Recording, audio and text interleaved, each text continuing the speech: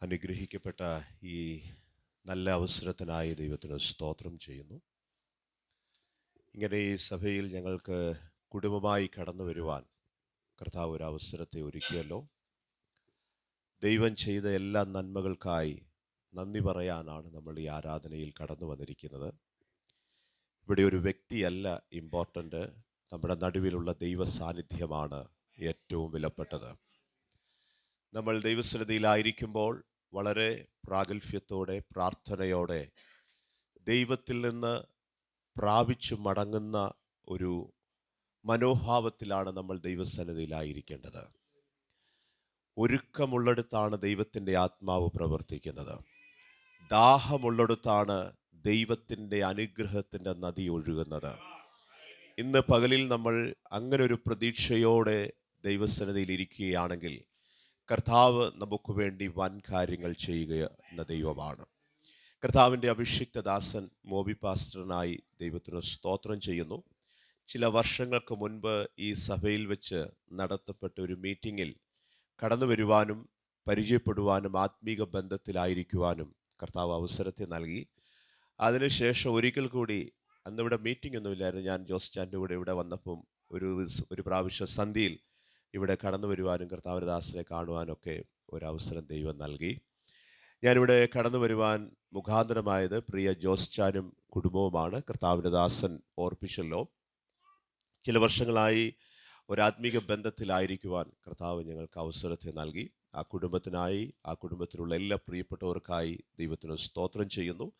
പ്രിയ ജോൺസണും കർത്താവിൻ്റെ വേലയോടുള്ള ബന്ധത്തിലായിരിക്കുന്നല്ലോ. ഞങ്ങൾക്ക് ഒരുമിച്ച് പല സ്ഥലങ്ങളിലും ശുശ്രൂഷിക്കുവാനും ദൈവം അവസരത്തെ നൽകി. ഈ വിലപ്പെട്ട അവസരം ഞങ്ങൾക്ക് നൽകിയതിനായി കർത്താവിൻ്റെ ദാസനോടും സഭയോടുമുള്ള നന്ദിയെ അറിയിക്കുന്നു. കർത്താവിൻ്റെ ദാസനെ പറ്റി പലപ്പോഴും സംസാരിക്കുവാനും ഈ സഭയുടെ എല്ലാ ആത്മീക ശുശ്രൂഷകളെ പറ്റിയൊക്കെ ഓർക്കുവാനും സംസാരിക്കുവാനും ഒക്കെ കർത്താവ് പലപ്പോഴും അവസരത്തെ നൽകിയിട്ടുണ്ട്. ദൈവം നിങ്ങൾക്ക് ഇത്രയും സ്വാതന്ത്ര്യവും സാവകാശവും നൽകിയതിനായി ഞാൻ കർത്താവിന് സ്തോത്രം ചെയ്യുകയാണ്. ദൈവദാസൻ ഓർപ്പിച്ചതുപോലെ ഞാൻ വേറൊരു മീറ്റിങ്ങിനോടുള്ള ബന്ധത്തിലാണ് ഇവിടെ ആയിരിക്കുന്നത്. നാളെ മുതൽ ആ മീറ്റിംഗ് ആരംഭിക്കുകയാണ്. ആ മീറ്റിങ്ങിനെ ഓർത്തും പ്രാർത്ഥിക്കുക. ഞങ്ങൾ ഈ പ്രാവശ്യം കുടുംബമായിട്ട് വരുവാൻ കർത്താവ് ഒരു അവസരത്തെ നൽകി. ഞങ്ങൾ ഇങ്ങനെ ഈ സ്ഥലത്തേക്ക് വരുവാൻ വേണ്ടി ആഗ്രഹിച്ചപ്പോൾ, പ്രിയ ജോസ് ചാനോട് ഇതിനെപ്പറ്റി സംസാരിച്ചപ്പോൾ, ഇവിടെ ഒരു ദിവസം കടന്നു വന്ന് ഈ ആത്മീക ശുശ്രൂഷയിൽ പങ്കെടുക്കണമെന്ന് പറയുകയുണ്ടായി. അത് ഞങ്ങളുടെ ജീവിതത്തിലും ഒരു അനുഗ്രഹത്തിന് കാരണമായി തീരുമെന്ന് വിശ്വസിക്കുന്നു. എൻ്റെ ഭാര്യ ഷേർലി 2 കുഞ്ഞുങ്ങളെ ദൈവം ദാനമായി നൽകി. മൂത്ത മകൻ്റെ പേര് സാമുവൽ എന്നാണ്. അവൻ ഇനി 8ാം ക്ലാസ്സിലേക്ക് പഠിക്കാൻ വേണ്ടി പോവുകയാണ്. മോള് ഹെപ്സിബ 4ാം ക്ലാസ്സിൽ ഈ വർഷം മുതൽ പഠിക്കാൻ വേണ്ടി പോകുന്നു. ഞങ്ങളുടെ ശുശ്രൂഷകളെ ഓർത്ത് പ്രാർത്ഥിക്കുക. ദൈവദാസൻ എനിക്ക് നൽകിയിരിക്കുന്ന സമയപരിധിക്കുള്ളിൽ നിന്നുകൊണ്ട് ഞാൻ ചില ആത്മീക ചിന്തകൾ നിങ്ങളുമായി പങ്കുവയ്ക്കാൻ ആഗ്രഹിക്കുന്നു. അതിനു മുൻപായി ഞാൻ ചെയ്യുന്ന മിനിസ്ട്രിയെ പറ്റി 1-2 കാര്യങ്ങൾ പ്രാർത്ഥനയ്ക്കായി നിങ്ങളുമായി പങ്കുവയ്ക്കാൻ ആഗ്രഹിക്കുന്നു. 2001 ഞാൻ ബൈബിൾ കോളേജിൽ പഠിച്ച് ഇങ്ങനെ ആ സമയത്ത് സുവിശേഷ വേല എവിടെ ചെയ്യണം എന്നുള്ള ഒരു പ്രത്യേക ഒരു ജംഗ്ഷനിൽ നിന്ന ഒരു സമയമുണ്ടായിരുന്നു. നിങ്ങൾക്കറിയാം, ഈ ബൈബിൾ കോളേജിലൊക്കെ പഠിക്കുമ്പോൾ നമ്മുടെ ഫ്യൂച്ചർ മിനിസ്ട്രി എന്തായിരിക്കണമെന്ന് നമ്മൾ ചിന്തിക്കുന്ന ഒരു സമയം കൂടിയാണ് അവിടെ. ഒരു 3 വർഷമോ അല്ലെങ്കിൽ ഒരു 5 വർഷമൊക്കെ പഠിക്കുമ്പോൾ അവസാന കാലഘട്ടത്തിൽ ഗ്രാജുവേഷനോടുള്ള ബന്ധത്തിലൊക്കെ വരുമ്പോൾ പലപ്പോഴും നമ്മളോട് ചോദിക്കാറുണ്ട്, നിങ്ങൾ എന്താണ് ചെയ്യാൻ ആഗ്രഹിക്കുന്നത്, എങ്ങനെയുള്ള ശുശ്രൂഷയിലേക്കാണ് ദൈവാത്മാവ് നിങ്ങളെ നടത്തുന്നത് എന്ന് നമ്മളെ പഠിപ്പിക്കുന്ന അധ്യാപകരും നമ്മുടെ കൂടെയുള്ള ആളുകളും പാസ്റ്റർമാരും വിശ്വാസികളും എല്ലാം ചോദിക്കാറുണ്ട്. അങ്ങനെ ഞാൻ ബൈബിൾ കോളേജിൽ പഠിച്ചുകൊണ്ടിരുന്ന സമയത്ത് ബീഹാർ എന്ന് പറയുന്ന സംസ്ഥാനത്തെ പറ്റി ആദ്യമായി കേൾക്കുവാൻ കർത്താവ് ഒരു അവസരത്തെ നൽകി. ആ സമയത്ത്, ഇന്ന് 2001 കാര്യമാണ്, ആ സമയത്ത് ബീഹാർ ഇന്ത്യയിലെ ഡെവലപ്മെൻറ്റിൽ 27ാമത്തെ സ്ഥലത്താണ് നിന്നിരുന്നത്, പൊസിഷനിലാണ് നിന്നിരുന്നത്. എന്ന് പറഞ്ഞാൽ ഒരു വികസനവുമില്ലാത്ത, യാതൊരു രീതിയിലും നമുക്ക് പോകാൻ സാധ്യമല്ലാത്ത ഒരു സ്ഥലത്തെ പറ്റി കേൾക്കുകയും അവിടെയുള്ള ആളുകളെ പറ്റി മനസ്സിലാക്കുകയും സുവിശേഷ വേലയ്ക്കുള്ള പ്രാധാന്യം മനസ്സിലാക്കുകയും ചെയ്തപ്പോൾ ഞാൻ 2001 ഒരു തീരുമാനമെടുത്തു. കർത്താവിന് വേണ്ടി നോർത്ത് ഇന്ത്യയിൽ സുവിശേഷം കേട്ടിട്ടില്ലാത്ത ആളുകളുടെ നടുവിൽ ഗ്രാമ അന്തരീക്ഷത്തിൽ താമസിച്ച് കർത്താവിൻ്റെ വേല ചെയ്യണം എന്നുള്ളൊരു ഭാരം, ഒരാഗ്രഹം കർത്താവ് എനിക്ക് നൽകുവാനിടയായി. അങ്ങനെ ഞാൻ 2001 ആദ്യമായി ബീഹാറിൽ, നോർത്ത് ബീഹാറിൽ വെസ്റ്റ് ബംഗാൾ ബോർഡറിൽ കട്ടിഹാർ എന്ന് പറയുന്ന ഒരു ഡിസ്ട്രിക്റ്റിൽ, അവിടുന്ന് ഏകദേശം ഒരു 20 കിലോമീറ്റർ മാറിയുള്ള ഒരു ഗ്രാമത്തിൽ ചെന്ന് ഒരു സംഘടനയോടുള്ള ബന്ധത്തിൽ ഞങ്ങളുടെ സുവിശേഷ പ്രവർത്തനങ്ങൾ ആരംഭിക്കുവാൻ കർത്താവ് അവസരത്തെ നൽകി. 18 വർഷം ഞാൻ ആ ഗ്രാമത്തിൽ കർത്താവിൻ്റെ വേലയോടുള്ള ബന്ധത്തിലായിരുന്നു. ഒത്തിരി ആളുകളോട് സുവിശേഷം പങ്കുവയ്ക്കുവാനും അനേകരെ ദൈവരാജ്യത്തിനു വേണ്ടി നേടുവാനും അതിലുപരിയായ അനേകരെ കർത്താവിൻ്റെ വേലയ്ക്ക് വേണ്ടി ഒരുക്കുവാനും പരിശുദ്ധാത്മാവ് ഞങ്ങളെ സഹായിക്കുവാനിടയായി. അങ്ങനെ ഞങ്ങളുടെ മിനിസ്ട്രിക്ക് വേണ്ടി പ്രാർത്ഥിച്ചുകൊണ്ടിരുന്നപ്പോൾ 2019 കർത്താവിൻ്റെ ആത്മാവ് ഞങ്ങൾക്കൊരു നിയോഗം നൽകി. മധ്യപ്രദേശിലേക്ക്, ഇൻഡോറിലേക്ക് കടന്നു വന്ന് അവിടെ താമസിച്ച് ചുറ്റുപാടുമുള്ള ജില്ലകളിൽ ഇതുപോലുള്ള സഭയുടെ പ്രവർത്തനങ്ങൾ ആരംഭിക്കുവാൻ കർത്താവ് ഞങ്ങളോട് സംസാരിക്കുകയുണ്ടായി. ആ ദൈവിക ആലോചന പ്രകാരം 2019 ഞങ്ങൾ മധ്യപ്രദേശിലേക്ക് കടന്നു വന്നു. അവിടെ ഇപ്പോൾ ഇൻഡോറിൽ താമസിച്ച് ചുറ്റുപാടുമുള്ള 3-5 ഡിസ്ട്രിക്റ്റുകളിൽ, പ്രത്യേകിച്ച് ഗ്രാമങ്ങളിൽ സുവിശേഷ പ്രവർത്തനത്തോടുള്ള ബന്ധത്തിൽ ഇപ്പോൾ ആയിരിക്കുകയാണ്. നമ്മുടെ കൂടെ ഏകദേശം 10ഓളം ദൈവദാസന്മാർ കർത്താവിൻ്റെ വേലയിലായിരിക്കുന്നു. അവിടെയുള്ള അന്തരീക്ഷം ഇവിടെ ഉള്ള പോലെ അത്ര സ്വാതന്ത്ര്യമൊന്നുമില്ല. ഒത്തിരി പ്രതിസന്ധികളും പീഡനങ്ങളും വലിയ പ്രതിസന്ധികളിൽ കൂടി ദൈവസഭകൾ കടന്നു പോകുന്ന ഒരു കാലഘട്ടത്തിലാണ് നമ്മൾ ആയിരിക്കുന്നത്. നമ്മുടെ പല പ്രവർത്തന മേഖലകളിലും അങ്ങനെയുള്ള പല പ്രശ്നങ്ങളും ഈ ദിവസങ്ങളിൽ ഉണ്ടായിക്കൊണ്ടിരിക്കുകയാണ്. അപ്പോൾ അങ്ങനെ ഒരു മിനിസ്ട്രിയോടുള്ള ബന്ധത്തിലാണ് ഞങ്ങൾ അവിടെ ആയിരിക്കുന്നത്. ഞങ്ങൾ 2 രീതിയിലുള്ള മിനിസ്ട്രിയാണ് ആദ്യമായി അവിടെ ആരംഭിക്കാൻ കർത്താവ് അവസരത്തെ നൽകിയത്. ഒന്ന്, പൈനിയർ ചർച്ച് പ്ലാന്റിംഗ് എന്ന് പറഞ്ഞാൽ ഇതുവരെ ഒരു സഭകളും സ്ഥാപിക്കപ്പെടാത്ത ഗ്രാമങ്ങളിൽ എത്തിച്ചേർന്ന് അവിടെയുള്ള ആളുകളെ പരിചയപ്പെട്ട് അവരോട് സുവിശേഷം പറഞ്ഞ് അവരെ വിശ്വാസത്തിൽ കൊണ്ടുവന്ന് അവരെ സ്നാനപ്പെടുത്തി അവർക്ക് വേണ്ടി അവരുടെ വീട്ടിൽ ആരംഭിക്കുന്ന സഭയിൽ അവരുടെ ബന്ധക്കാരെയൊക്കെ ക്ഷണിച്ചു വരുത്തി അവരോട് സുവിശേഷം പറഞ്ഞ് അങ്ങനെയുള്ള ഹൗസ് ചർച്ചസ് ആണ് കൂടുതലും മധ്യപ്രദേശിൽ ഞങ്ങൾ ചെയ്തുകൊണ്ടിരിക്കുന്നത്. ഇപ്പോഴത്തെ സാഹചര്യം അനുസരിച്ച് ഏറ്റവും സേഫായിട്ടുള്ള അല്ലെങ്കിൽ നമുക്ക് ചെയ്യാൻ പറ്റുന്ന നിലയിലുള്ള ഒരു ശുശ്രൂഷയാണത്. അതിന് ഒത്തിരി പ്രതിസന്ധികളുണ്ട്. എങ്കിലും കർത്താവ് അങ്ങനെ അനേക ഗ്രാമങ്ങളിൽ കടന്നുപോയി കർത്താവിൻ്റെ വേലയോടുള്ള ബന്ധത്തിലായിരിക്കുവാൻ കർത്താവ് അവസരത്തെ നൽകിക്കൊണ്ടിരിക്കുന്നു. രണ്ടാമത്തെ ഒരു ട്രെയിനിങ് ആണ്. നമുക്കറിയാം, ഒരു കാലഘട്ടം ഉണ്ടായിരുന്നു, കേരളത്തിൽ നിന്ന്, തമിഴ്നാട്ടിൽ നിന്ന് അല്ലെങ്കിൽ സൗത്ത് ഇന്ത്യയിൽ നിന്ന് ഒത്തിരി മിഷണറിമാർ വടക്കേ ഇന്ത്യയിലെ പല സ്റ്റേറ്റുകളിലും സിറ്റികളിലുമൊക്കെ കടന്നു വന്ന് സുവിശേഷം പങ്കുവയ്ക്കുകയും കർത്താവിൻ്റെ വേലയൊക്കെ ചെയ്യുകയും ചെയ്യുന്നൊരു കാലഘട്ടം ഉണ്ടായിരുന്നു. പക്ഷേ ഇന്ന് കേരളത്തിൽ നിന്ന് ഓരോ നോർത്ത് ഇന്ത്യൻ സ്റ്റേറ്റുകളിലേക്കൊന്നും വരാനുള്ള ആളുകളോ അല്ലെങ്കിൽ അവർക്ക് അങ്ങനെയുള്ള ഒരു ആത്മഭാരമോ അതിനുള്ള കുഞ്ഞുങ്ങളോ ഒന്നും തയ്യാറല്ല ഈ കാലഘട്ടത്തിൽ. അപ്പോൾ നമുക്ക് എന്താണ് ചെയ്യാൻ കഴിയുന്നത്? ഇവിടെയുള്ള ആളുകളെ പരിശീലിപ്പിച്ച് നമ്മൾ അവർക്ക് ട്രെയിനിങ് ഒക്കെ കൊടുത്ത് അവരുടെ ഗ്രാമത്തിലുള്ള ചെറിയ സഭകളൊക്കെ പരിപാലിക്കപ്പെടുന്ന നിലയിൽ അവരെ തയ്യാറാക്കുക എന്നുള്ള ഒരു ഉത്തരവാദിത്വം ദൈവം നമുക്ക് നൽകിയിരിക്കുകയാണ്. അപ്പോൾ അങ്ങനെയുള്ളൊരു ശുശ്രൂഷയോടുള്ള ബന്ധത്തിൽ ഞങ്ങൾ ആയിരിക്കുന്നു. അതിൻ്റെ ഒരു ട്രെയിനിങ്ങിനോടുള്ള ബന്ധത്തിലാണ് ഞങ്ങളിവിടെ വന്നത്. കാരണം നമുക്ക് മധ്യപ്രദേശിൽ ആളുകളെ വിളിച്ചുകൂട്ടി ഒരു കോമൺ പ്ലേസിൽ ഒരു ട്രെയിനിങ് നടത്താൻ ഒത്തിരി വെല്ലുവിളികളുണ്ട്. അതിനുള്ള സ്വാതന്ത്ര്യം നമുക്ക് അവിടെയില്ല. അതുകൊണ്ട് ഒരു സേഫായിട്ടുള്ളൊരു സ്ഥലത്ത് ഞങ്ങൾക്ക് പരിചയമുള്ള ഒരു ദൈവദാസനോടുള്ള ബന്ധത്തിൽ ഞങ്ങൾ ആ ട്രെയിനിങ് ഇവിടെ നടത്തുകയാണ്. നിങ്ങൾ അതിനുവേണ്ടിയൊക്കെ പ്രാർത്ഥിക്കുക. കർത്താവ് ദൈവം നിങ്ങളെല്ലാവരെയും ധാരാളമായി അനുഗ്രഹിക്കട്ടെ, സഹായിക്കട്ടെ. ഈ നമ്മുടെ നടുവിൽ സങ്കീർത്തനം ഭാഗം വായിച്ച ദൈവദാസൻ തിരഞ്ഞെടുപ്പിനെ പറ്റി നമ്മളോട് സംസാരിച്ചല്ലോ. അപ്പോൾ കേരളത്തിലുള്ള സഭകളെ പറ്റിയൊക്കെ പ്രതിപാദിക്കുകയുണ്ടായി. ഒത്തിരി ദൈവദാസന്മാരുള്ള, അടുത്തടുത്ത് ഒത്തിരി സഭകളുള്ള ഒരു സ്റ്റേറ്റിൽ നിന്നാണ് നമ്മളെല്ലാം കടന്നു വന്നിരിക്കുന്നത്. ഞാൻ നിങ്ങളോട് ഈ പ്രാരംഭത്തിൽ പറയാൻ ആഗ്രഹിക്കുന്നു, നമുക്ക് ഭാരത സുവിശേഷീകരണത്തെ പറ്റി ഒരു ദർശനം ഉണ്ടായിരിക്കണം. ഹല്ലേലൂയ. ക്രിസ്തീയ ജീവിതം സ്വാർത്ഥമായ ജീവിതമല്ല. നമുക്കും നമ്മുടെ കുടുംബത്തിനും നല്ലൊരു ജോലി ഉണ്ടായിരിക്കാം, അല്ലെങ്കിൽ നല്ല സാമ്പത്തിക മേന്മകൾ ഉണ്ടായിരിക്കാം, നന്മകൾ ഉണ്ടായിരിക്കാം. അതിൽ മാത്രം ഒതുങ്ങുന്ന ഒരു ജീവിതം നയിക്കാനല്ല കർത്താവ് നമ്മളെ തിരഞ്ഞെടുത്തിരിക്കുന്നത്. നമ്മൾ പാടാറുള്ളത് പോലെ ഒരു കൈത്തിരി പോലെ കത്തി എരിഞ്ഞ് തീരാനുള്ള ജീവിതമാണിത്. ഹല്ലേലൂയ. ഒരു 50, 60, 70 വർഷം വരെ നമ്മൾ ഈ ഭൂമിയിൽ ഒരു ക്രിസ്ത്യാനിയായി ജീവിച്ചിട്ട്, ഒരു വിശ്വാസിയായി ജീവിച്ചിട്ട് ആർക്കും നമുക്ക് വെളിച്ചം പകരാൻ കഴിയുന്നില്ലെങ്കിൽ നമ്മുടെ ഈ ജീവിതം കൊണ്ട് ഒരു അർത്ഥവുമില്ല.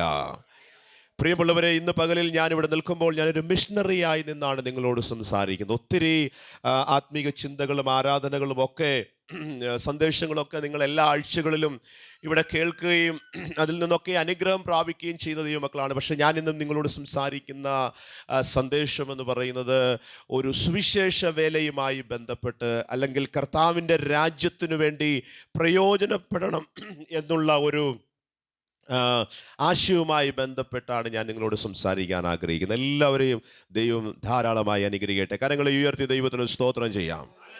ഹല്ലേലൂയ. അപ്പോസ്തല പ്രവൃത്തികളുടെ പുസ്തകം 27-ാം അധ്യായത്തിൽ നിന്നാണ് ഒരുമിച്ച് നമ്മൾ ഇന്ന് പകലിൽ ധ്യാനിക്കാൻ വേണ്ടി പോകുന്നത്.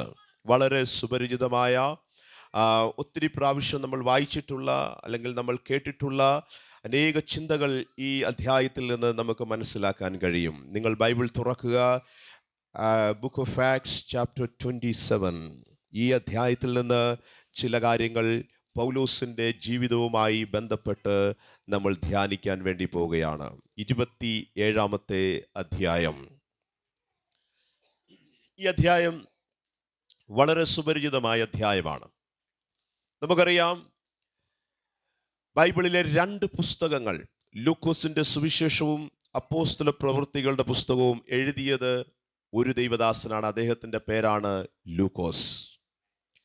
ലൂക്കോസ് ഒരു വൈദ്യനായിരുന്നു എന്ന് നമുക്ക് തിരുവെഴുത്തിൽ നിന്ന് മനസ്സിലാക്കാൻ കഴിയും.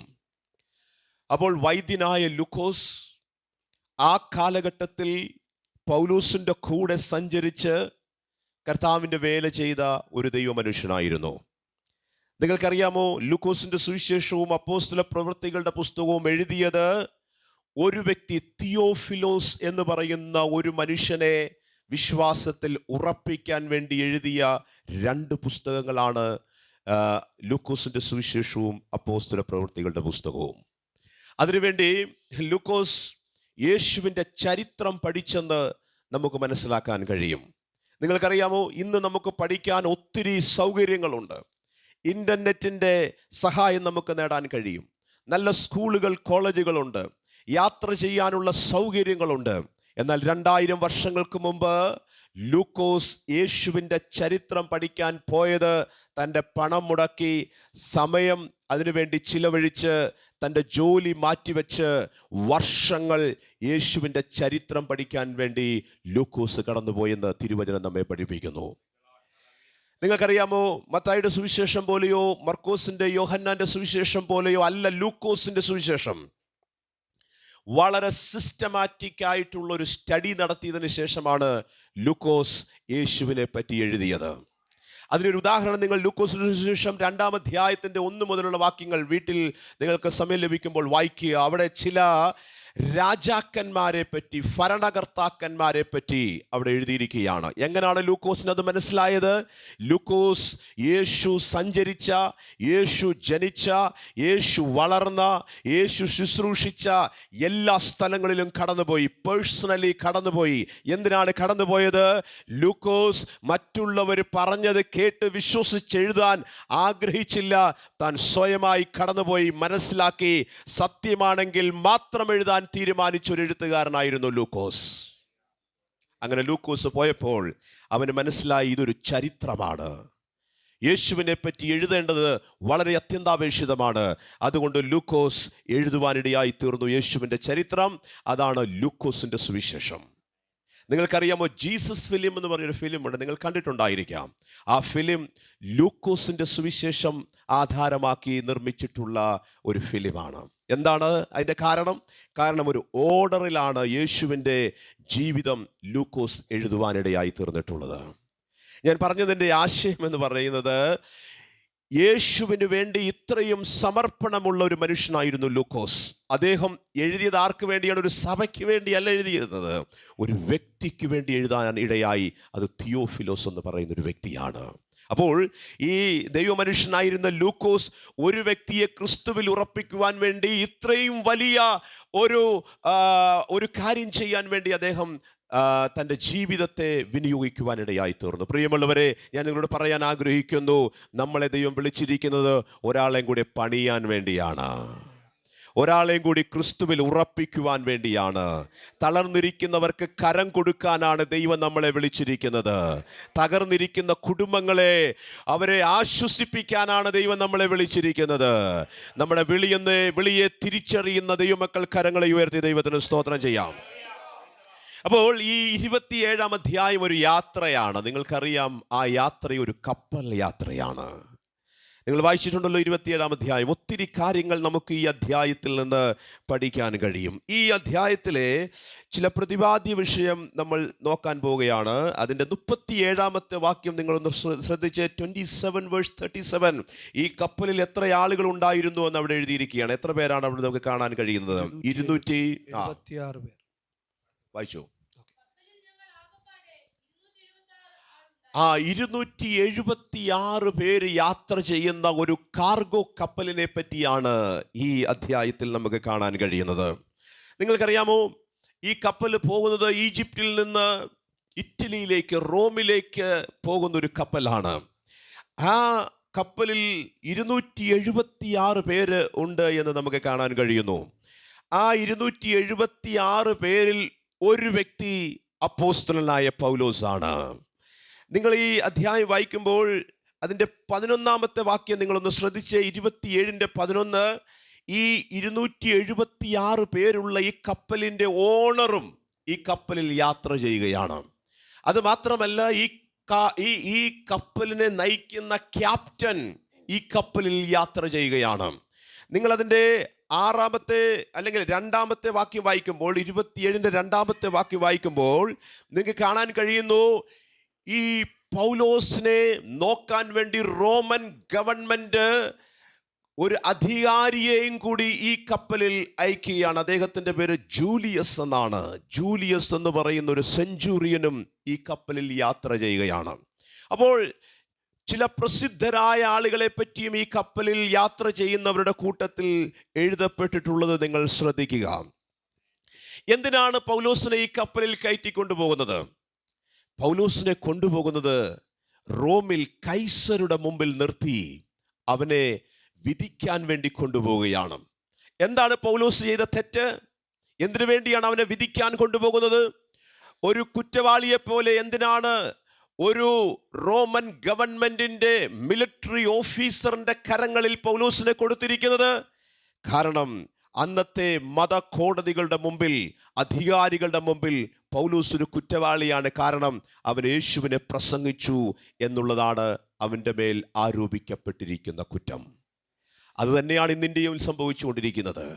നമുക്കറിയാം പ്രിയമുള്ളവരെ, യേശുവിൻ്റെ സുവിശേഷം, സ്നേഹത്തിൻ്റെ സന്ദേശം ലോകത്തോട് വിളിച്ചറിയിക്കുന്ന ആളുകളെ മർദ്ദിക്കുകയും ഉപദ്രവിക്കുകയും അവരുടെ സഭകൾ തകർക്കുകയും അവരെ അനാവശ്യമായി പല കേസുകളിലും ഉൾപ്പെടുത്തി ജയിലുകളിൽ അടയ്ക്കുകയും ചെയ്യുന്ന ഒരു സംവിധാനം നമുക്ക് ഇന്ന് ഈ ലോകത്തിൽ കാണുവാൻ കഴിയുന്നുണ്ട്.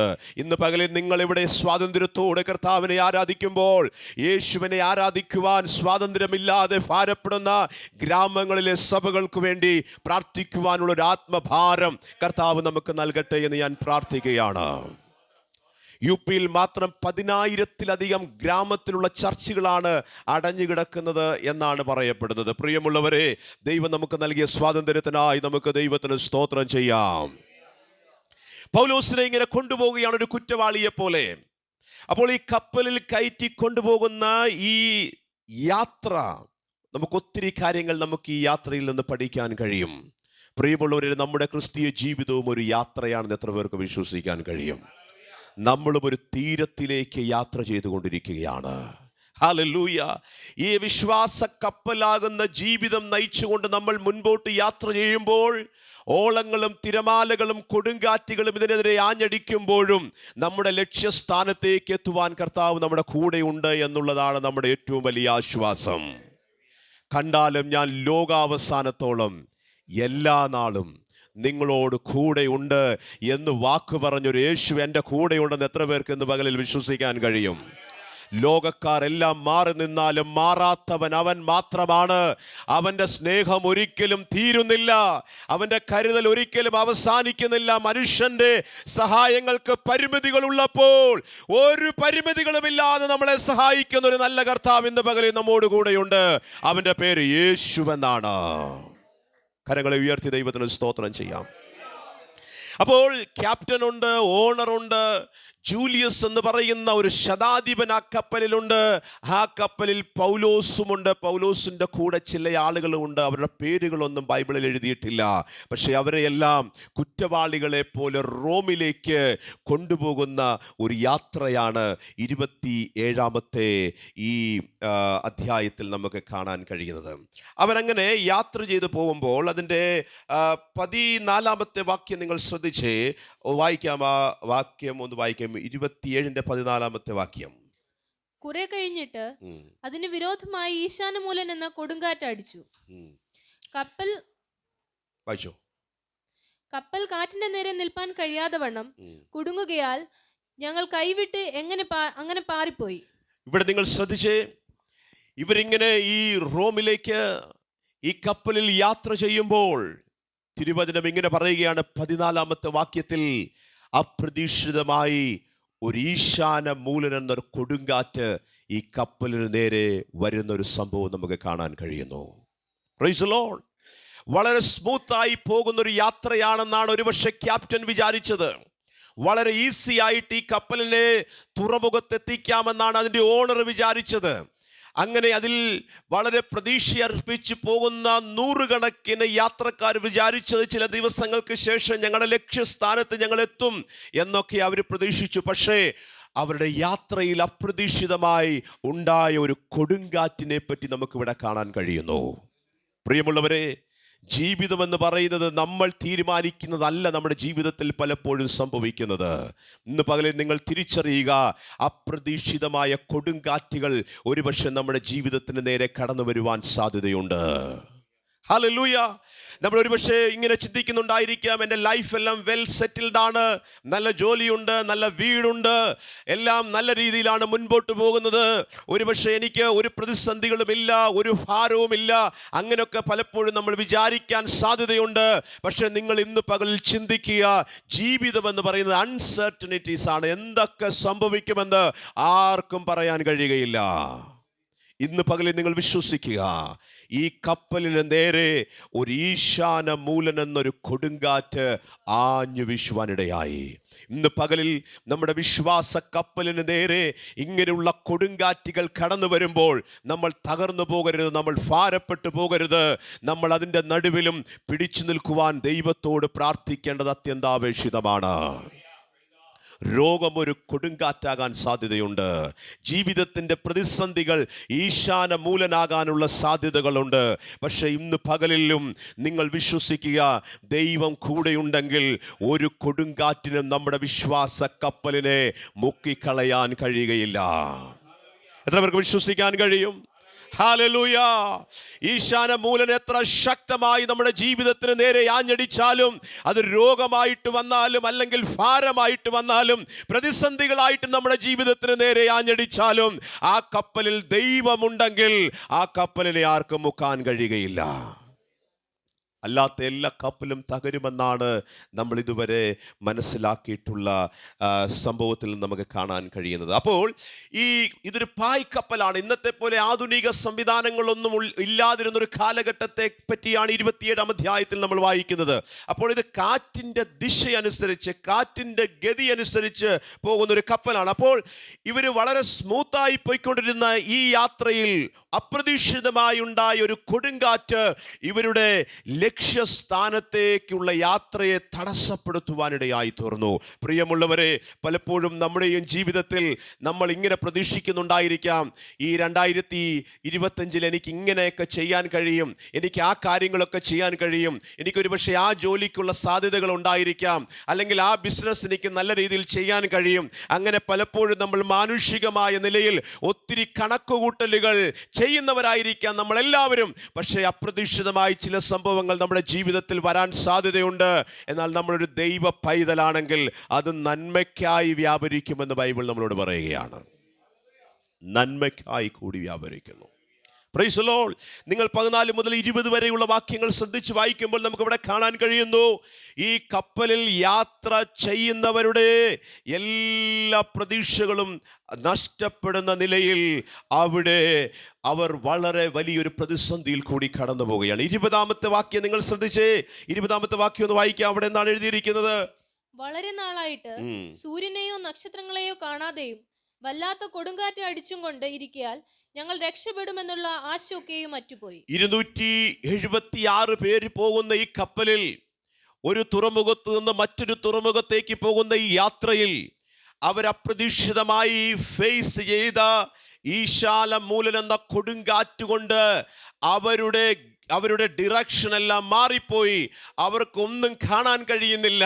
ബൈബിളിൽ ഇങ്ങനെ എഴുതിയിരിക്കുകയാണ്, ഒത്തിരി ദിവസമായി അവർക്ക് സൂര്യനെയോ നക്ഷത്രങ്ങളെയോ ഒന്നും കാണാൻ കഴിയാതെ ആ വലിയ കൊടുങ്കാറ്റിൽ ആടിയുലയുന്ന കപ്പലിൽ അകപ്പെട്ട ആളുകൾ പറയുകയാണ്, ഒരുപക്ഷെ ഞങ്ങൾ ഇനി ജീവിച്ചിരിക്കാനുള്ള സാധ്യത പോലുമില്ല. അവരുടെ ആശയെല്ലാം നഷ്ടപ്പെട്ടു എന്നാണ് പറയുന്നത്. Praise the Lord. പ്രിയമുള്ളവരെ, ഇന്ന് പകലിൽ നിങ്ങൾ ചിന്തിക്കുക, ഈ ലോകത്തിലേക്ക് നിങ്ങളൊന്ന് കണ്ണോടിച്ചു നോക്കുക. ഒത്തിരി ആളുകളെ നിങ്ങൾക്ക് കാണാൻ കഴിയും, ഒത്തിരി വീടുകൾ കാണാൻ കഴിയും, ഒത്തിരി വലിയ ധനാഢ്യരായ ആളുകളെ കാണാൻ കഴിയും. പക്ഷേ അവരുടെ ജീവിതമൊക്കെ ഈ കപ്പലിനോട് സമാനമായ ജീവിതമാണ് അവർ നയിക്കുന്നത്. നിങ്ങൾ തിരിച്ചറിയുക, അവരുടെ ഉള്ളിൽ പ്രതീക്ഷകളൊന്നുമില്ല, പ്രത്യാശയൊന്നുമില്ല. ഒരുപക്ഷെ പണമുണ്ടായിരിക്കാം, സുഖ സൗകര്യങ്ങൾ ഉണ്ടായിരിക്കാം, പക്ഷേ ജീവിതത്തെ പറ്റി നോക്കുമ്പോൾ ഒരു പ്രതീക്ഷയുമില്ലാത്തൊരു ഹോപ്പ്ലെസ് ലൈഫാണ് അവർ ലീഡ് ചെയ്യുന്നത്, നയിച്ചുകൊണ്ടിരിക്കുന്നത്. പക്ഷേ നമ്മൾ ധന്യരാണ്. ഈ ലോകത്തിൽ നമുക്കൊന്നുമില്ലെങ്കിലും നമ്മോട് വാക്ക് പറഞ്ഞൊരു നസ്രായനായ യേശു ഈ ജീവിതത്തിന്റെ അവസാനം വരെ നമ്മുടെ കൈകളിൽ പിടിച്ചിട്ടുള്ളത് കൊണ്ട് നമുക്ക് നഷ്ടപ്പെടാൻ ഒന്നുമില്ല. പ്രിയമുള്ളവരെ, ഹല്ലേലൂയ. അവൻ നമ്മുടെ ഉള്ളിലുണ്ട് എന്നുള്ളതാണ് നമ്മുടെ ഏറ്റവും വലിയ ധൈര്യം, ഏറ്റവും വലിയ ആശ്വാസം. അപ്പോൾ ഇവിടെ പ്രതീക്ഷ നഷ്ടപ്പെട്ട ഒരു കൂട്ടം ആളുകൾ, മരണം പ്രതീക്ഷിക്കുന്ന ഒരു കൂട്ടം ആളുകൾ, ആശ മുഴുവൻ നഷ്ടപ്പെട്ട ഒരു കൂട്ടം ആളുകളെയാണ് നിങ്ങൾക്ക് ഈ കപ്പലിൽ കാണാൻ കഴിയുന്നത്. എന്നാൽ അവർ പറയുകയാണ്, ഞങ്ങൾ ഇനി ജീവിച്ചിരിക്കും എന്നുള്ള ആശ പോലും അവരുടെ ഉള്ളിൽ നിന്ന് നഷ്ടപ്പെടുവാനിടയായി. പ്രിയമുള്ളവരെ, മരണഭീതിയാണ് ലോകത്തിലെ ഏറ്റവും വലിയ ഭയം. മരിക്കുമെന്നുള്ള ഭയമാണ് ലോകത്തിൻ്റെ ഏറ്റവും വലിയ ഭയം. ഇന്ന് പകലിൽ നമ്മൾ ഈ വചനം കേട്ടുകൊണ്ടിരിക്കുമ്പോൾ തന്നെ പരിശുദ്ധാത്മാവ് നമ്മുടെ നടുവിൽ ഭയത്തിൽ നിന്ന് നമ്മളെ പുറത്താക്കുകയാണ്. ചിലരെ ദൈവം വിടുവിക്കുകയാണ്.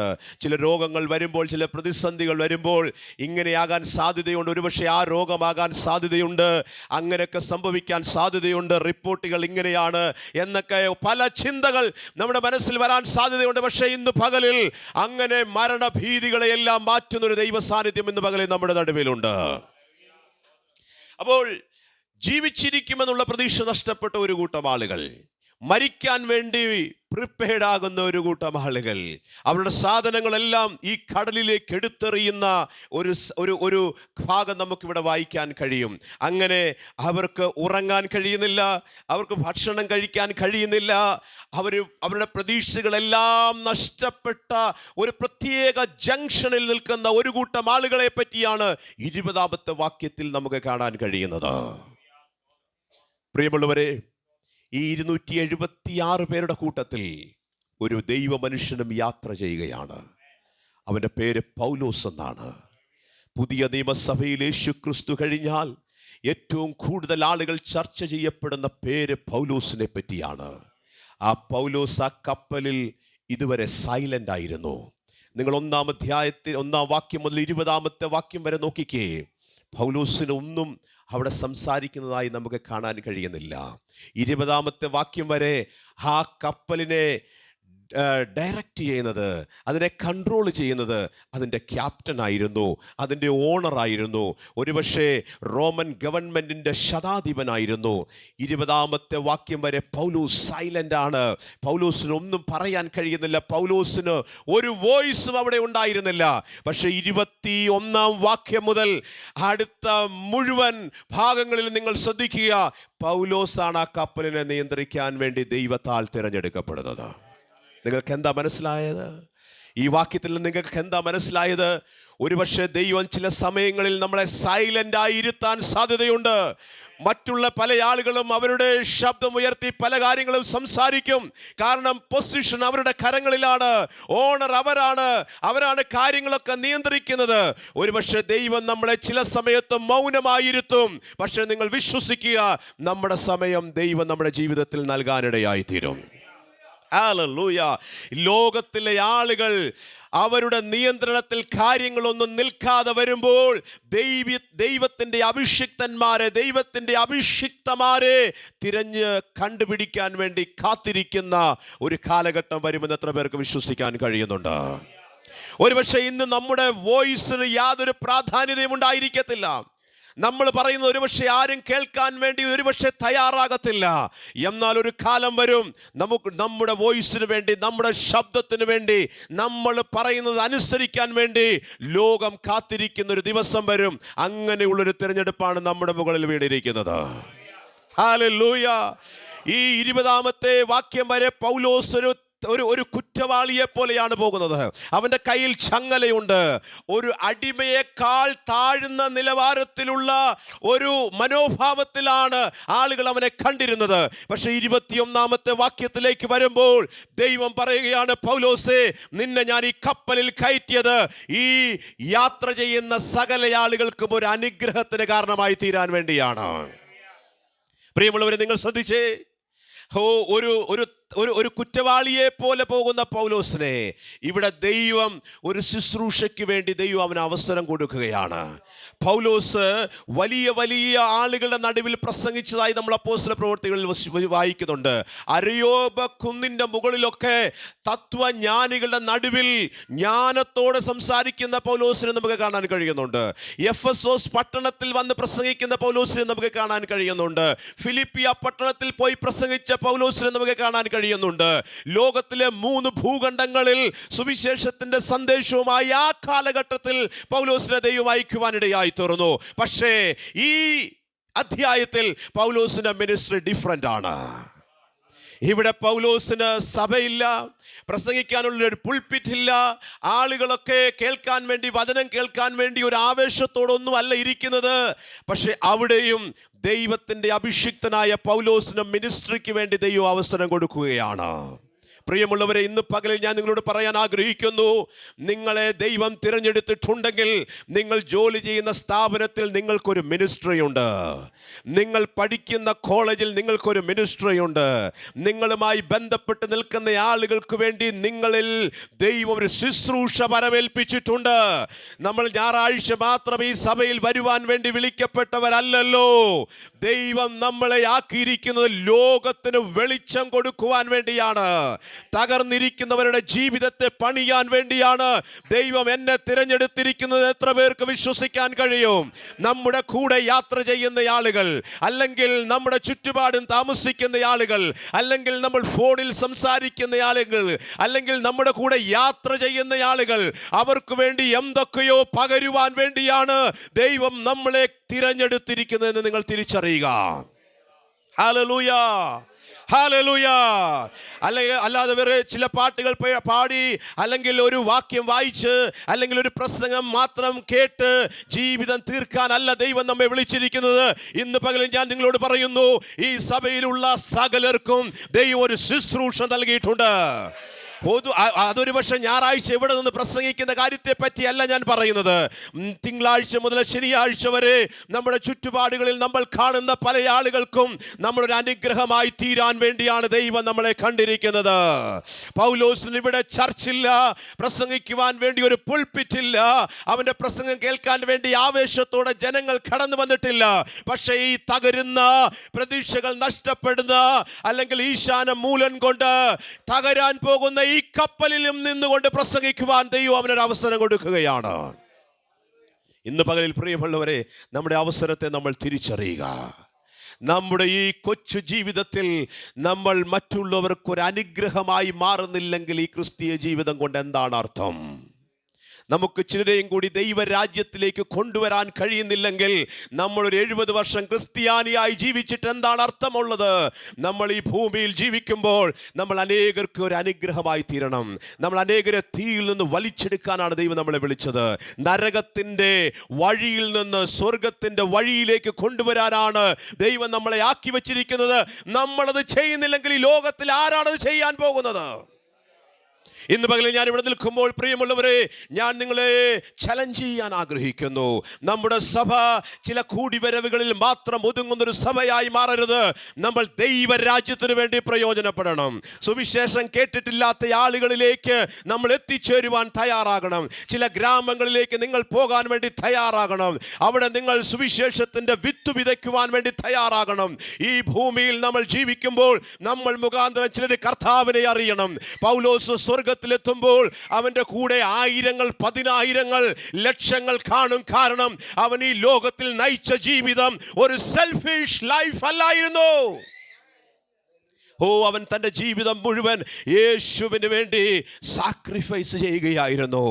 തൻ്റെ ജീവിതം മുഴുവൻ യേശുവിന് വേണ്ടി കൊടുക്കുകയായിരുന്നു. അതുപോലെ നമ്മളും ദൈവരാജ്യത്തിൽ ഒരിക്കൽ നിൽക്കുമ്പോൾ, ആ തേജസ്സിൻ്റെ സിംഹാസനത്തിൽ നിൽക്കുമ്പോൾ, ആ പ്രതിഫലം വിഭജിച്ച് നമുക്ക് നൽകുന്ന ആ ദിവസത്തിൽ നമ്മൾ നിൽക്കുമ്പോൾ, നമ്മൾ തനിയാണെങ്കിൽ ദാനിയേൽ പ്രവചനത്തിൽ നമ്മൾ വായിക്കുന്നത് പോലെ ഒരുപക്ഷെ നമ്മൾ ലജ്ജിക്കേണ്ടതായി വരും. ഈ ഭൂമിയിൽ നമ്മൾ ചിലരെ കർത്താവിന് വേണ്ടി നേടുക. അപ്പോൾ ഇവിടെ ഈ ഭാഗത്ത് നമ്മൾ കാണുന്നത് 21-ാമത്തെ വാക്യം മുതൽ പൗലോസ് കാര്യങ്ങളെ നിയന്ത്രിക്കുകയാണ്.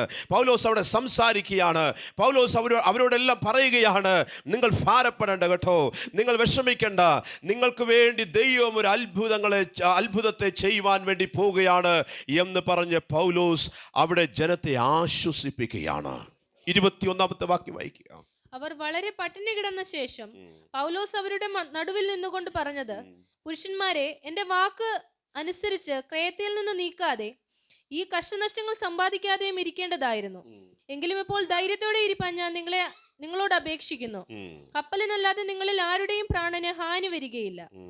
എന്റെ ഉടയവനും ഞാൻ സേവിച്ചു വരുന്നവനുമായ ദൈവത്തിന്റെ ദൂതൻ ഈ രാത്രിയിൽ എന്റെ അടുക്കൽ നിന്ന്, പൗലോസേ, ഭയപ്പെടരുത്, നീ കൈസരുടെ മുമ്പിൽ നിൽക്കേണ്ടതാകുന്നു. നിന്നോടുകൂടെ യാത്ര ചെയ്യുന്നവരെയൊക്കെയും ദൈവം നിനക്ക് ദാനം ചെയ്തിരിക്കുന്നു എന്ന് പറഞ്ഞു. കരങ്ങളെ ഉയർത്തി ദൈവത്തിന് സ്തോത്രം ചെയ്യാം.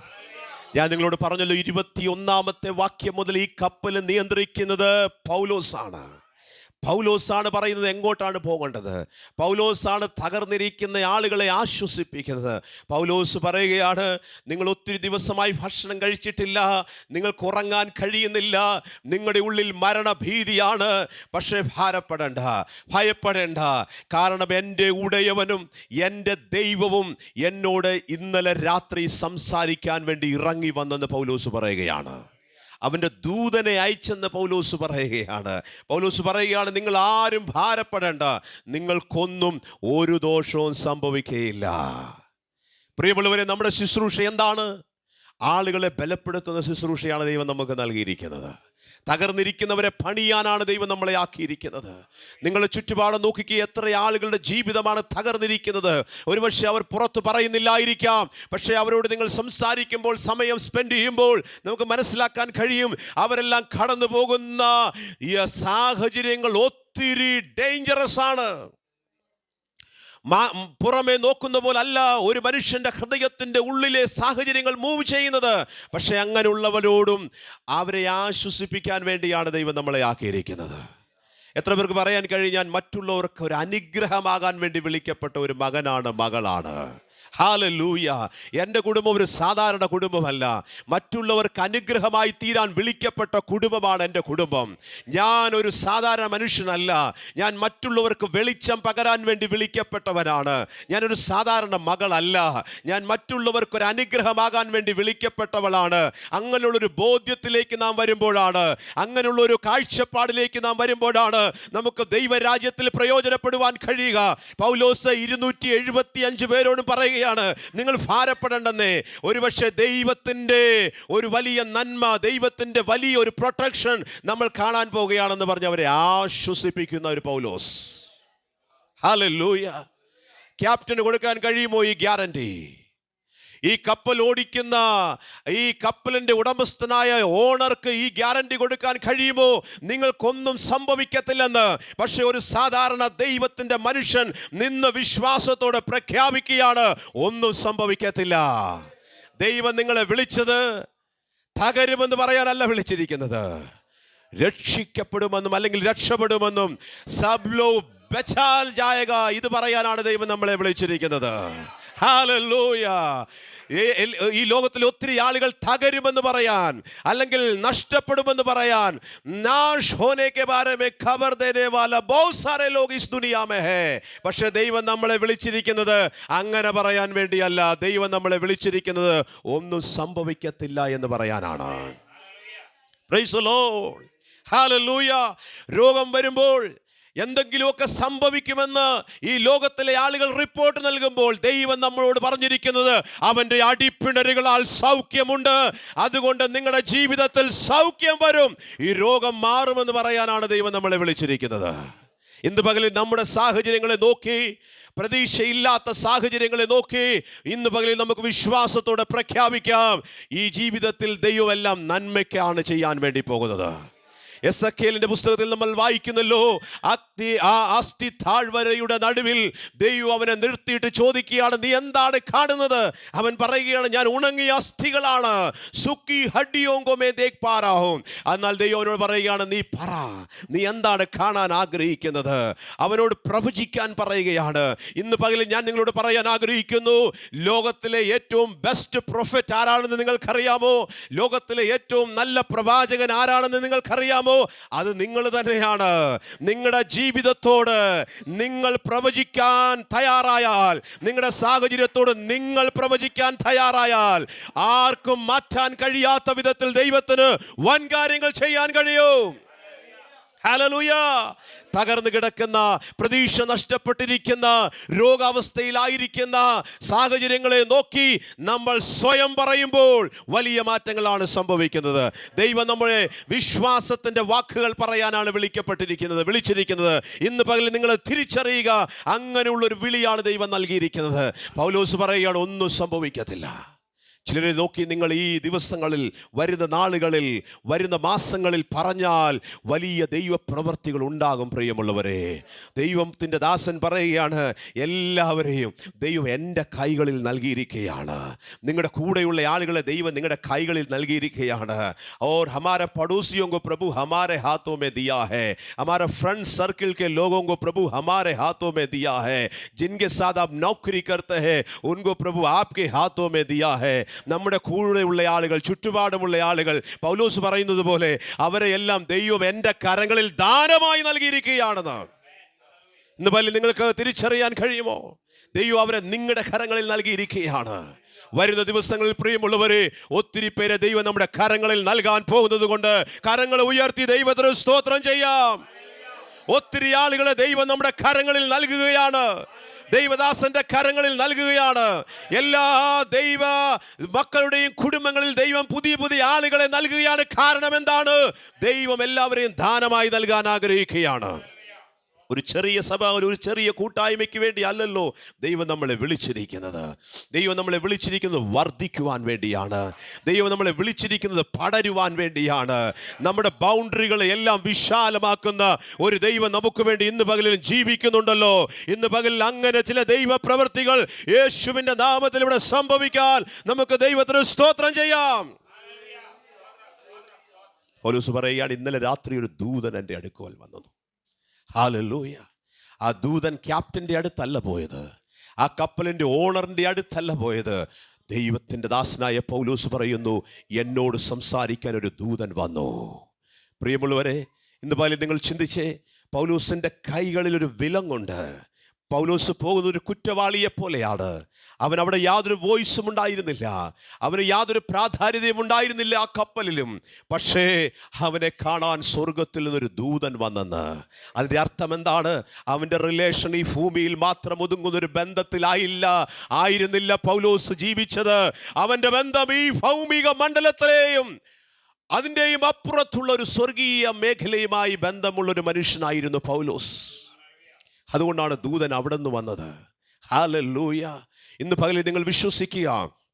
നമുക്കറിയാമല്ലോ, മറ്റ് രാജ്യത്തിൻ്റെ പ്രതിനിധികളൊക്കെ ഈ രാജ്യത്ത് വരുമ്പോൾ ആ രാജ്യത്തിൻ്റെ അംബാസിഡർ അവരെ പോയി കാണുന്നത് പോലെ പൗലോസിനെ കാണാൻ വേണ്ടി സ്വർഗത്തിൽ നിന്ന് ദൈവം ദൂതനെ അയച്ചെന്ന്.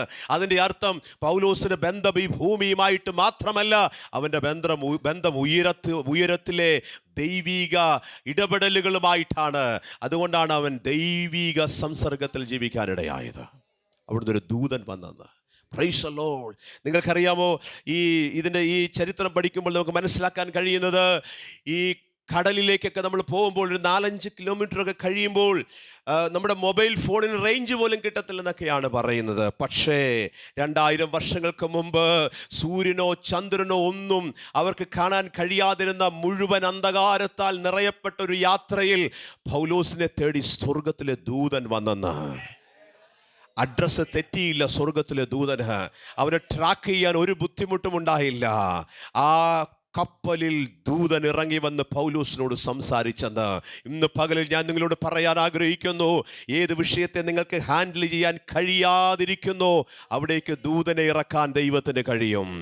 മനുഷ്യൻ്റെ പ്രവൃത്തികൾ കൊണ്ട് ചെയ്യാൻ കഴിയാത്ത മേഖലകളെയും സ്പർശിക്കുന്ന ഒരു ദൈവത്തിൻ്റെ ദൂതന്മാരുടെ ഇടപെടലുകൾ ഈ ദിവസങ്ങളിൽ ദൈവം നമുക്ക് വേണ്ടി അയക്കുകയാണ്.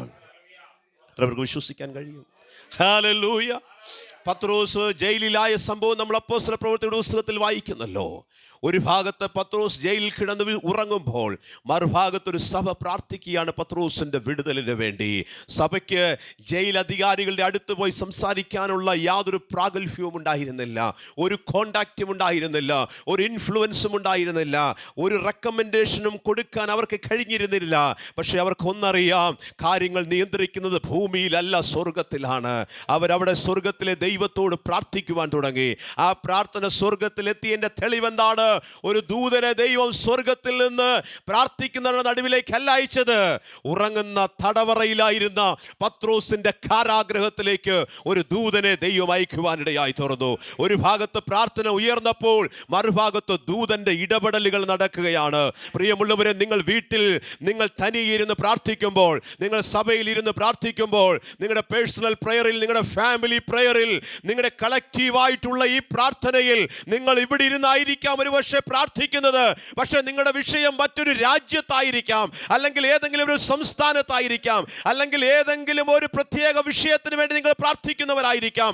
അവിടെ ദൂതനെ ഇറക്കി ആ വിഷയത്തിന് വേണ്ടിയും ഒരു പരിഹാരം നടത്താൻ കഴിവുള്ള ഒരു ദൈവം ഇന്ന് പകലിൽ നമ്മുടെ നടുവിലുള്ളത് കൊണ്ട് 1-2 മിനിറ്റുകൾ നമ്മുടെ ആദരങ്ങളെ തുറന്ന് ദൈവത്തിന് സ്തോത്രം ചെയ്യും.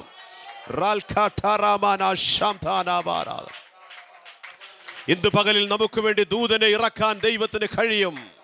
പൗലോസ് പറയുകയാണ്, ആ ദൂതൻ എനിക്ക് വേണ്ടി ഇറങ്ങിയെന്ന്.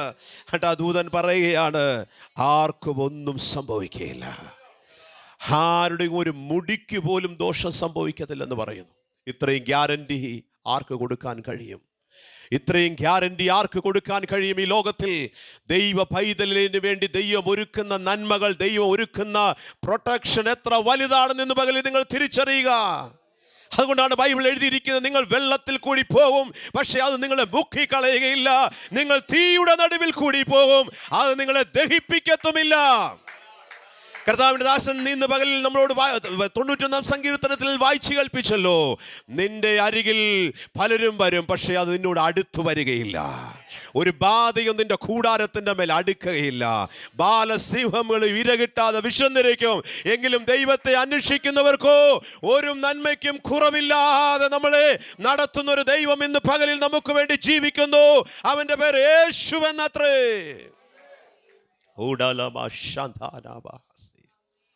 ദൂതൻ പറയുകയാണ് ഒന്നും സംഭവിക്കത്തില്ല. നമ്മൾ അതിന്റെ തുടർന്നുള്ള ഭാഗങ്ങളിലേക്കൊക്കെ വായിക്കുമ്പോൾ നമുക്ക് കാണാൻ കഴിയുന്നത് വലിയൊരു അത്ഭുതമാണ്. ഈ ദൈവത്തിന്റെ ദാസൻ ദൈവത്തിൽ നിന്ന് പ്രാപിച്ച ആലോചന പോലെ തന്നെ അവരുടെ ജീവിതം വിടുവിക്കപ്പെടുവാനിടയായി തീർന്നു. നിങ്ങൾ ഈ 27 മുതലുള്ള വാക്യങ്ങൾ വായിക്കുമ്പോൾ നമുക്ക് കാണാൻ കഴിയുന്നത് പൗലോസ് അവരുടെ നടുവിൽ നിന്നിട്ട് അവരെ ആശ്വസിപ്പിക്കുകയാണ്. അവരോട് പറയുകയാണ്, നിങ്ങൾ ഭക്ഷണം കഴിക്കുക. അവരോട് പറയുകയാണ്, നിങ്ങൾ ധൈര്യത്തോടെ ഇരിക്കുക. റൊട്ടി അവർക്ക് അപ്പം എടുത്ത് നുറുക്കി നൽകി പൗലോസ് അവർക്ക് ഭക്ഷണം കൊടുക്കാൻ വേണ്ടി ദൈവത്താൽ ഉപയോഗിക്കപ്പെടുകയാണ്. പ്രിയമുള്ളവരെ, തകരുന്ന കപ്പലിലും നിങ്ങൾക്കൊരു മിനിസ്ട്രി ഉണ്ടെന്ന് തിരിച്ചറിയുക. തിരമാലകളുടെ നടുവിലും ഈശാന മൂലന്റെ നടുവിലും നമുക്ക് ദൈവത്തിന്റെ നിയോഗങ്ങൾ ഉണ്ടെന്ന് തിരിച്ചറിയുക. നമുക്ക് എല്ലാം കംഫർട്ടായിരിക്കുന്ന ശാന്തതയുള്ള അന്തരീക്ഷത്തിൽ മാത്രമല്ല ദൈവപ്രവൃത്തികൾക്ക് വേണ്ടി നമ്മൾ ഉപയോഗിക്കപ്പെടാൻ സാധ്യതയുള്ളത്. എല്ലാം തകർന്നിരിക്കുന്ന സാഹചര്യത്തിലും ദൈവത്തിന് നമ്മളെ പ്രയോജനപ്പെടുത്താൻ കഴിയും എന്നാണ് ഈ 27-ാം അധ്യായം നമ്മളെ പഠിപ്പിക്കുന്നത്. 27-ാം അധ്യായത്തിന്റെ അവസാന ഭാഗത്തിലേക്ക് നിങ്ങൾ വരുമ്പോൾ നിങ്ങൾ ശ്രദ്ധിക്കുക, അവർ പോയ കപ്പല് മുഴുവൻ തകരുകയാണ്. ആ കടലിൽ അത് തകർന്നു പോയി. പക്ഷെ അവർ ഓരോരുത്തരായി ആ കപ്പലിൽ നിന്ന് നീന്തി, ചിലരൊക്കെ പലകയിൽ പിടിച്ച് നീന്തി ഒരു തുറമുഖത്ത് എത്തുന്നത് നമുക്ക് കാണാൻ കഴിയും. Praise the Lord. Hallelujah. കപ്പൽ തകർന്നു, പക്ഷെ ആരും മരിക്കാൻ ദൈവം അനുവദിച്ചില്ല. ഒരുപക്ഷെ പ്രതിസന്ധികൾ അതുപോലെ അവിടെ നിൽക്കും, പക്ഷെ നമ്മൾ അതിൻ്റെ നടുവിൽ കൂടി മുൻപോട്ട് പോയിക്കൊണ്ടേയിരിക്കും. ഇന്ന് പകൽ നിങ്ങൾ വിശ്വസിക്കുക. നിങ്ങൾക്കറിയാമോ, പത്രോസിനെ ഇട്ട ജയില് അവിടെ ഉണ്ടായിരുന്നു. അവരെ പൂട്ടിയിട്ടിരുന്ന ആ താലയും അവിടെ ഉണ്ടായിരുന്നു. പടയാളികളും അവിടെ ഉണ്ടായിരുന്നു. പക്ഷേ പത്രോസിനെ ദൈവം വിടുവിക്കുവാനിടയായി തീർന്നു. എല്ലാ പ്രതിസന്ധികളും തീർന്നിട്ട് എന്തെങ്കിലും ചെയ്യാമെന്ന് ആരെങ്കിലും വിചാരിക്കുന്നെങ്കിൽ നിങ്ങൾക്കൊന്നും ചെയ്യാൻ കഴിയത്തില്ല. ആ പ്രതിസന്ധിയുടെ നടുവിലും നിങ്ങൾ ദൈവത്തെ ഉയർത്തുക. പ്രതിസന്ധി അവിടെ തന്നെ നിൽക്കും, പക്ഷെ നിങ്ങൾ മൂവ് ചെയ്തുകൊണ്ടേയിരിക്കും ദൈവരാജ്യത്തിന് വേണ്ടി. ഇന്ന് പകലിൽ എല്ലാം ശാന്തമായിട്ട് എന്തെങ്കിലും ദൈവരാജ്യത്തിന് വേണ്ടി ചെയ്യാമെന്ന് നിങ്ങൾ വിചാരിക്കുന്നെങ്കിൽ നിങ്ങൾക്കൊന്നും ചെയ്യാൻ കഴിയത്തില്ല. ഈ തിരമാലകൾ ഇങ്ങനെ അടിച്ചുകൊണ്ടേയിരിക്കും, ഈശാന മൂലൻ ഇങ്ങനെ വന്നുകൊണ്ടേയിരിക്കും. പക്ഷേ അതിൻ്റെ നടുവിലും നമ്മുടെ വിശ്വാസ കപ്പൽ ദൈവം മുമ്പോട്ട് നടത്തിക്കൊണ്ടിരിക്കും, നയിച്ചുകൊണ്ടിരിക്കും. ഇന്ന് പകലിൽ ഞാൻ എൻ്റെ വാക്കുകൾ ഇവിടെ അവസാനിപ്പിക്കുവാൻ ആഗ്രഹിക്കുകയാണ്. പ്രിയമുള്ളവരെ, നമുക്കൊരു നിമിഷം നമ്മുടെ കണ്ണുകളെ അടയ്ക്കാം. ചില നിമിഷങ്ങൾ നമ്മൾ കർത്താവിനെ സ്തുതിക്കാൻ വേണ്ടി പോവുകയാണ്, നമ്മൾ കർത്താവിനെ ആരാധിക്കുവാൻ വേണ്ടി പോവുകയാണ്. ഞാൻ നിങ്ങളോട് പറഞ്ഞല്ലോ, പൗലോസ് ഒരു മിഷണറി ആയിരുന്നു. അവൻ്റെ മുകളിൽ ഒരു ദൈവത്തിൻ്റെ തിരഞ്ഞെടുപ്പുണ്ടായിരുന്നു. പൗലോസിനെ വിടുവിച്ചപ്പോൾ ദൈവം അവനെ പറ്റി അനന്യാസിനോട് എന്താണ് പറഞ്ഞതെന്നറിയാവോ? എൻ്റെ നാമം രാജാക്കന്മാരുടെയും പ്രഭുക്കന്മാരുടെയും നടുവിൽ വഹിക്കാൻ ഞാൻ തിരഞ്ഞെടുത്തൊരു പാത്രമാണിവൻ. അവനെ ഞാൻ തിരഞ്ഞെടുത്തത് കൊണ്ട് ഞാൻ അവന് കൊടുക്കുന്ന ആയുസ് വരെ അവൻ ജീവിച്ചിരിക്കും. ഈ ലോകത്തിലെ ഒരു പ്രതിസന്ധിക്കും അവനെ കൊല്ലാൻ കഴിയുകയില്ല. അങ്ങനെ ഒരു നിയോഗം പ്രാപിച്ച മനുഷ്യനായിരുന്നു പൗലോസ്. ആ പൗലോസിനെയും കൊണ്ടാണ് അവർ യാത്ര പോയത്. ഒരുപക്ഷെ മറ്റ് കപ്പലുകൾ തകരാൻ സാധ്യത ഉണ്ടായിരുന്നത് പോലെ ആ കപ്പലും ഒരുപക്ഷെ തകർന്നു പോകാനുള്ള സാധ്യതകൾ ഉണ്ടായിരുന്നു. പക്ഷെ തകരാൻ ദൈവം അനുവദിച്ചില്ല. എന്താണ് ദൈവം അനുവദിക്കാതിരുന്നത്? അതിലൊരു ദൈവ മനുഷ്യനുണ്ട്. അവൻ ആരാണ്? അവൻ പൗലോസാണ്. എന്തിനാണ് പൗലോസിനെ പറ്റി അങ്ങനെ എഴുതിയിരിക്കുന്നത്? അവൻ റോമിൽ കൈസരുടെ മുമ്പിൽ എൻ്റെ സാക്ഷിയായി തീരുവാൻ വേണ്ടി അവനെ ദൈവം തിരഞ്ഞെടുത്തിരിക്കുന്നു. അതുകൊണ്ടാണ് അവൻ്റെ കപ്പൽ തകരാതിരുന്നത്. ഒരുപക്ഷെ നിങ്ങളുടെ വീട്ടിൽ നിങ്ങൾ തനിയായിരിക്കും വിശ്വാസത്തിൽ വന്നത്. നിങ്ങൾ തനിയായിരിക്കും യേശുവിൻ്റെ നാമത്തെ ഉയർത്തുന്നത്. ഒരുപക്ഷെ ആരും നിങ്ങളുടെ കൂടെ പ്രാർത്ഥിക്കാൻ കാണുകയില്ലായിരിക്കാം. നിങ്ങളുടെ കൂടെ മുട്ടുമടക്കുവാൻ, കണ്ണുനീരൊഴുക്കുവാൻ ഒരുപക്ഷെ ആരും ഉണ്ടായിരിക്കുകയില്ല. പക്ഷെ ഇന്ന് പകലിൽ നിങ്ങൾ വിശ്വസിക്കുക, നിങ്ങളുടെ പ്രാർത്ഥന നിങ്ങളുടെ കുടുംബത്തെ മുഴുവൻ രക്ഷയിലേക്ക് നടത്തുന്ന പ്രാർത്ഥനയാണ്. നിങ്ങളുടെ പ്രാർത്ഥന, നിങ്ങളുടെ ഉപവാസം, നിങ്ങളുടെ ആരാധന, നിങ്ങളുടെ കണ്ണുനീര് ഒരു കൂട്ടം ആളുകളെ രക്ഷയിലേക്ക് കൊണ്ടുവരുന്നതാണ്. നമ്മുടെ അതരങ്ങളെ തുറന്ന് ചില നിമിഷങ്ങൾ നമുക്ക് ഒരുമിച്ച് കർത്താവിന് സ്തോത്രം ചെയ്യാം. റീബാല ഠരാധനാധനാധനാധന ചുടലരഘടക സിഗതനഘടക ധാനമാരാ ലീരാമാരമ ഉഷേടിലമരാധന ഞാൻ ഒരു കാര്യം കൂടെ പറയാൻ ആഗ്രഹിക്കുകയാണ്. എല്ലാ മരണഭീതികളും മാറിപ്പോകട്ടെ. ദൈവം നമുക്ക് നൽകിയിരിക്കുന്ന ആയുസ്സിന് മുൻപായി നമ്മുടെ ജീവിതത്തെ അപഹരിക്കുവാൻ ശ്രമിക്കുന്ന സകല പൈശാചിക സ്വാധീനങ്ങൾ യേശുവിന്റെ നാമത്തിൽ നമ്മളെ വിട്ട് പുറത്തു പോകട്ടെ. നമ്മളെ നിരാശപ്പെടുത്തുന്ന, നമ്മളെ അസ്വസ്ഥതപ്പെടുത്തുന്ന, രോഗികളാക്കുന്ന, ബലഹീനതയിലേക്ക് കൊണ്ടുവരുന്ന, മരണഭീതിയിലേക്ക് നമ്മളെ തള്ളിയിടുന്ന എല്ലാ സ്വാധീനങ്ങളും അതിന്റെ എല്ലാ ചിന്തകളും ഇന്ന് പകലിൽ യേശുവിന്റെ നാമത്തിൽ ബ്രേക്ക് ആകട്ടെ. ഇവിടെ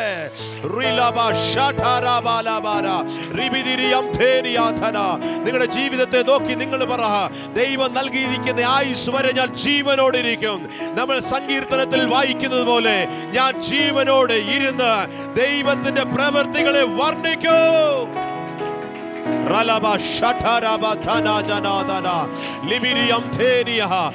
ഇന്ന് പകൽ നിങ്ങൾ വിശ്വസിക്കുക, നിങ്ങൾക്കൊരു മിനിസ്ട്രി ഉണ്ട്. നിങ്ങളുടെ ശുശ്രൂഷ സഭയ്ക്കുള്ളിലായിരിക്കത്തില്ല. നിങ്ങളുടെ ജോലി സ്ഥാപനങ്ങളിൽ, നിങ്ങളുടെ ഓഫീസിൽ നിങ്ങളുമായി ബന്ധപ്പെട്ട് നിൽക്കുന്ന ആളുകൾക്ക് വേണ്ടി എന്തോ പകരുവാൻ, എന്തോ കൊടുക്കുവാൻ, എന്തോ നൽകുവാൻ ദൈവം നിങ്ങളിൽ എന്തൊക്കെയോ നിക്ഷേപിച്ചിട്ടുണ്ട്. നിങ്ങളുടെ പ്രാർത്ഥന പവർഫുൾ ആകാൻ പോവുകയാണ്. നിങ്ങളുടെ ആരാധന പവർഫുൾ ആകാൻ പോവുകയാണ്. നിങ്ങളുടെ സാന്നിധ്യത്തിൽ വിടുതലുകൾ സംഭവിക്കാൻ വേണ്ടി പോവുകയാണ്. നിങ്ങൾ ആളുകളുമായി സംസാരിക്കുമ്പോൾ, നിങ്ങൾ ആളുകളുമായി ഇടപെടുമ്പോൾ, നിങ്ങൾ ആർക്കെങ്കിലും ഷെയ്ക്ക് ഹാൻഡ് കൊടുക്കുമ്പോൾ, നിങ്ങൾ ഏതെങ്കിലും വീടുകളിൽ ചെല്ലുമ്പോൾ അവിടെയുള്ള അന്ധകാര ശക്തികൾ മാറുന്ന നിലയിലുള്ള ഡെലിവറൻസുകൾ യേശുവിന്റെ നാമത്തിൽ ഇപ്പോൾ സംഭവിക്കട്ടെ. അതരങ്ങളെ തുറന്ന് 1-2 മിനിറ്റുകൾ കരങ്ങൾ അടിച്ച് കർത്താവിന് സ്തോത്രം ചെയ്യാം.